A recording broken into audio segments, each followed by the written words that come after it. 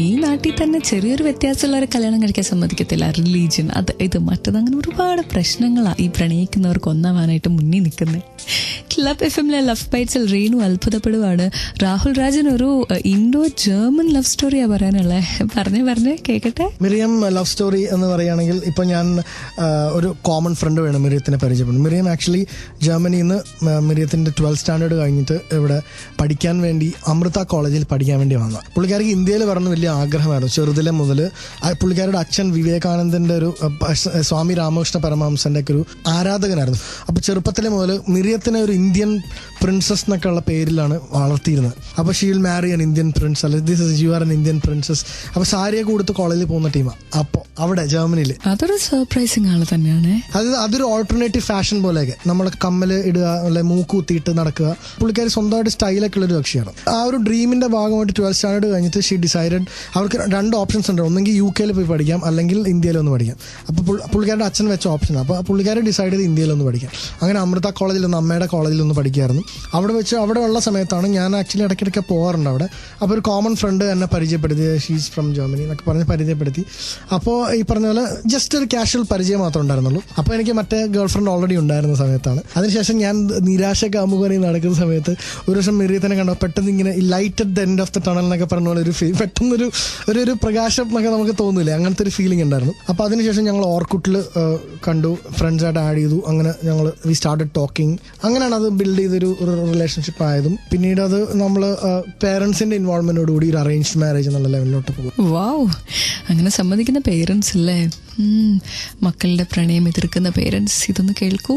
എന്തിനാ ഈ കൊച്ചു കാര്യങ്ങൾക്ക് പ്രണയം എതിർക്കുന്നത് ഈശ്വര എന്ന് ചോദിച്ചുകൊണ്ട് ക്ലബ് FM-ലെ ലവ് ബൈറ്റ്സിൽ Reenu is moving on to the next song. Stay tune for a ton കണക്കിന് ലവ്.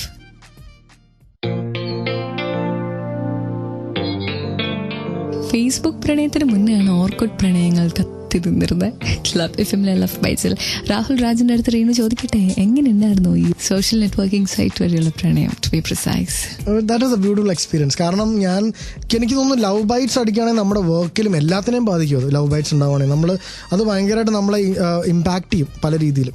അപ്പൊ അങ്ങനത്തെ ഒരു അവസ്ഥയിൽ നിന്നും എന്നെ ശരിക്കും കരകയറ്റി മെറിയത്തിന്റെ ഒരു പ്രസൻസ് ആണ്. ശരിക്കും ആ ഒരു ബ്രേക്കപ്പിൽ നിന്ന് കംപ്ലീറ്റ് ആയിട്ട് പിടിച്ചുകൊണ്ട് വന്നത് മെറിയമാന്ന് പറയാമോ? ശരിക്കും ഡെഫിനറ്റ്ലി എന്നെ കൈപിടിച്ച് കയറ്റി എന്നെ നോർമൽ ലൈഫിലോട്ട് ഒരു ഇതിലോട്ട് നോർമലി ഒരു ഫീലിങ്ങിലോട്ട് കൊണ്ടുവന്നത് മെറിയം എന്ന വ്യക്തി തന്നെയാണ്. അങ്ങനെയുള്ളവരെ കിട്ടുന്നത് ശരിക്കും ഭാഗ്യമാകട്ടോ. പലരും നമ്മുടെ പാസ്റ്റ് റിലേഷൻഷിപ്പിനെ കുറിച്ച് പറഞ്ഞ് നമ്മളെ കുറ്റപ്പെടുത്താറ്, പക്ഷെ അതിൽ നിന്ന് പൂർണ്ണമായിട്ട് ഉയർത്തിക്കൊണ്ട് വരാൻ ഹാറ്റ്സ് ഓഫ് ടു ഹർ.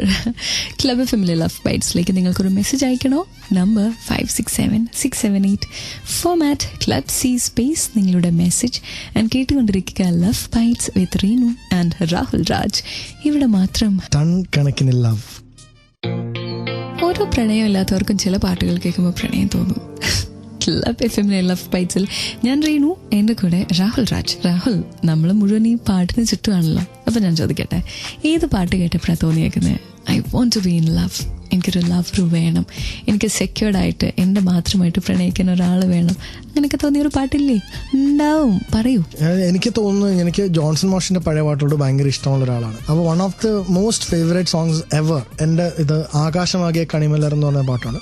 ആ സിനിമയും ആ സിറ്റുവേഷനും മൈസൂറും ബ്യൂട്ടിഫുൾ ലൊക്കേഷൻസും. പാട്ടിനെ കുറിച്ച് ഇങ്ങനെ പറഞ്ഞു വർണ്ണിക്കണ്ട, പാടി തന്നാ മതി. ആകാശമാകെ കണിമലർ കതിരുമായി പുലരിപ്പോൽ വരൂ, പുതുമണ്ണിനു പൂവിടാൻ കൊതിയായി നീ വരൂ, ആകാശമാകെ.